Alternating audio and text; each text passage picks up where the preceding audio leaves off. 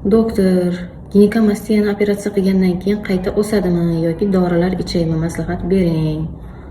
Xo'sh, ginekomastiyani oldin haqiqiy ginekomastiya yoki yolg'on ginekomastiyaligini ajratib olishimiz kerak. Ya'ni yolg'on ginekomastiya bu o'sha ko'kraklar sohasida yog' bezlarining kattalashishi, haqiqiy ginekomastiya bu o'sha yerda sut bezlarining kattalashishi.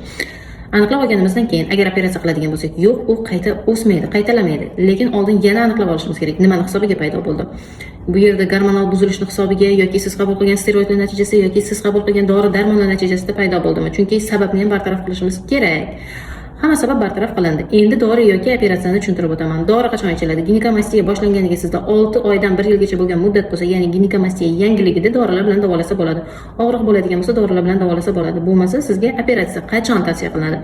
Operatsiya sizda ginekomastiya tinimsiz o'sishda davom etayotgan bo'lsa, og'riqlar bo'layotgan bo'lsa, dorilar yordam bermayotgan bo'lsa va estetik nuqson bo'layotgan bo'lsa, operatsiya tavsiya